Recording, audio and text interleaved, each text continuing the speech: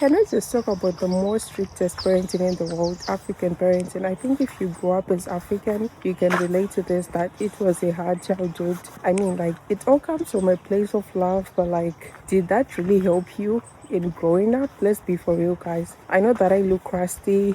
My video that I had recorded was deleted. I accidentally deleted it by mistake. So this is the first part of the video. Yeah, I think I was talking about controlling. Like, can we just talk about the controlling that comes up with African parenting? They control your life, your everything, because they feel like they know what's good for you, and they need to realize that you are a grown as adult, so you don't need any guidance whatsoever, because the controlling part can be something else. Because why am I not allowed to go for sleepovers at 24? I have a curfew. I'm not allowed to travel on my own, but my brother can travel on his own. And the inequality between sexes, like male and female, is just like not really fair, because like my brother is like 4 years younger than me, but he can go on a trip with his friends alone. I can't go by myself, and it's just like not really fair. Like, they control you, like everything that you do and stuff. It gets to a point where you just like agree everything with them, and you don't really care until like you move out. Yeah, as I was saying, because I didn't want to go back and forth asking them like, oh, I want to go out, I want to go out, because it gets to a point whereby you see like they totally don't want you to go out, but they don't want to say it. So this is the controlling part. And talking about controlling is okay. On that part also, now that I am an adult and that, they ask me like, how is your social life? Ain't you the one who destroyed my social life? Because when I was growing up, you didn't allow me to go out.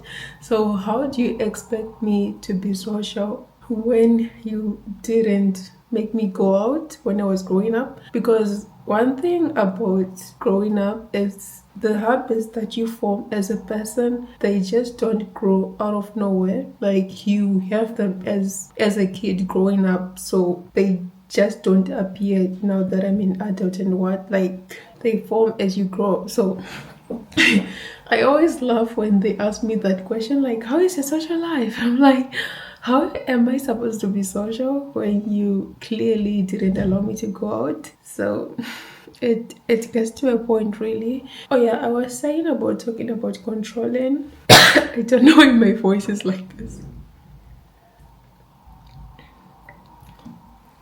Yeah, on the controlling part, let's talk about the way that they control how you're supposed to live, or basically how your education style and everything.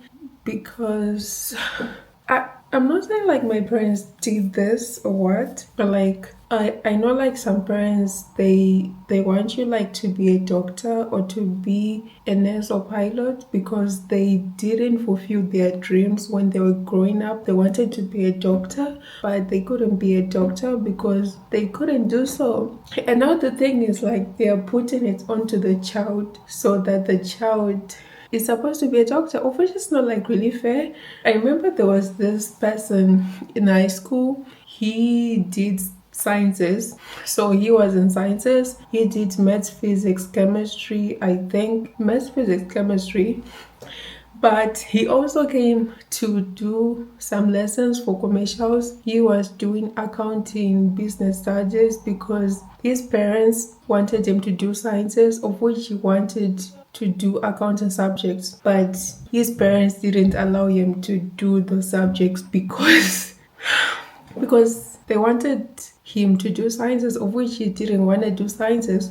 So this is the case I'm talking about. Like, your parents want you to do something that they couldn't do, that they couldn't fulfill, and they want their child to do that thing, of which is not really fair. And this makes me honestly so angry. And talking about that, for me, example, I did masters when I didn't even want to do it because of my parents. And yeah, I don't know what's this thing about education and thinking like you can really go far just because you're educated. I can name so many successful people that are not really like educated, but they are really successful. So I don't think education really plays a big part in how successful you're going to be honest. Okay, I think like there are like qualities that you learn when you're in school, like communication, building team, I know, like things like that, like interacting with people, that you can, those qualities that you can use when you have made it that far in life. But like when it comes to education, I don't think like it's really that important. And honestly, on that part also, I think it's to do with the part of living for people, because when they are talking, it's like they want to be like, oh, my child is an accountant, my child is a doctor, my child is a pilot. Like people are involved in their type of parenting because, like, if you want your dream to die, just tell your African parents. Just tell your African parents.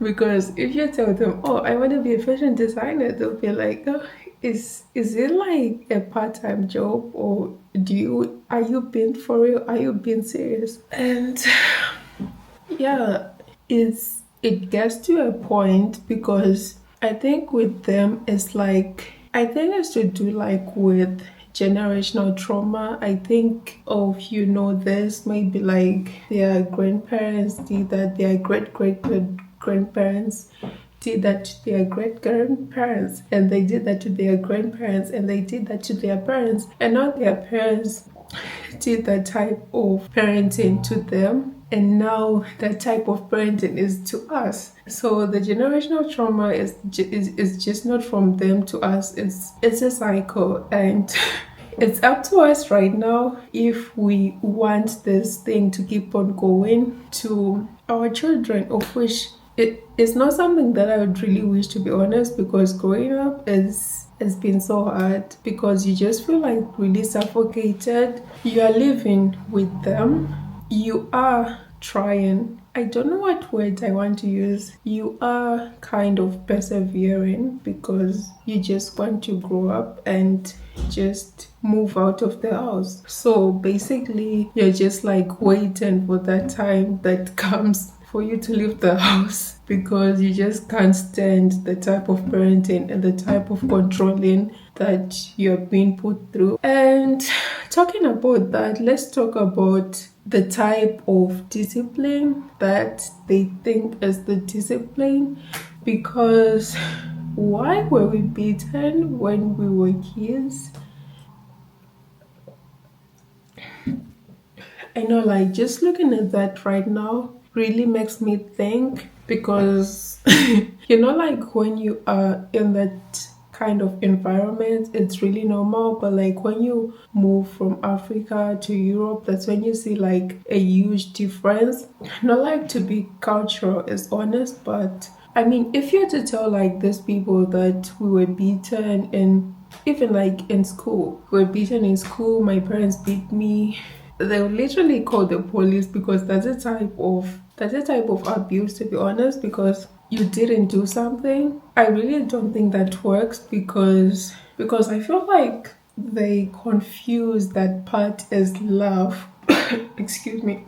They confuse that part as love, of which I think if you love someone, you really have to communicate. I don't think it's always you have to do with beating, because looking at it like right now, I think why we were beaten is basically because our ancestors were beaten by slaves or something. So I think that kind of connects our roots back to like early days back then, the time of slavery or whatsoever. And looking at it, basically why people are cutting off their parents is the type of communication. It is just really broken. Like the type of communication that higher managers, I don't know if you do accounting, but the type of parenting that from higher managers to lower that kind of communication to the subordinates. That's the type of parenting that our parents have. It is kind of like a one-way communication. You don't have a say in what you're doing.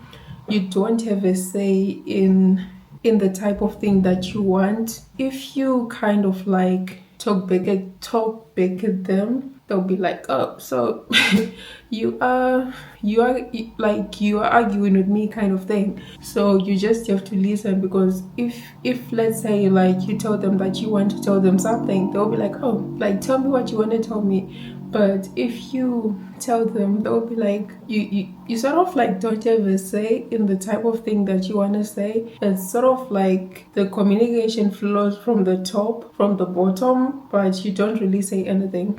So being around that type of parenting style, it just makes you want to leave, because at this point you're just like waiting for that point where you just escape. I honestly wouldn't want my parenting to be like that. So I really really wish that as Gen Zs that we kind of, not kind of, but actually go for therapy, because I feel like if we don't go, that parenting style may pass on like from us to the kids without knowing it, because that's the way that you grow up, like, because it is generational trauma, as I said before. So I feel like we really need some counseling kind of, because if that thing keeps on going, then it will keep on going and going and going and going like for a long time.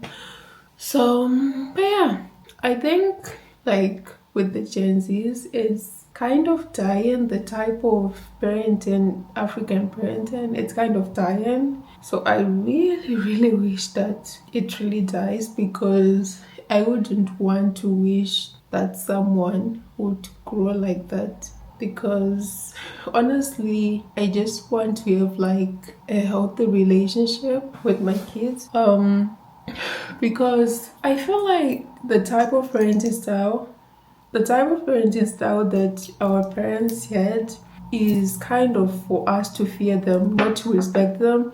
It says like respect your mother and father, but I feel like it's sort of like fear them, because if it was respect, you would feel free talking to them. You wouldn't feel like you have something to hide from them if it was respected. But like right now you feel like you have to hide. You really don't feel comfortable talking to them, because you feel like they might judge you, or yeah, they will judge you probably whatever you want to say. So yeah, basically that's it, and don't know, until next time.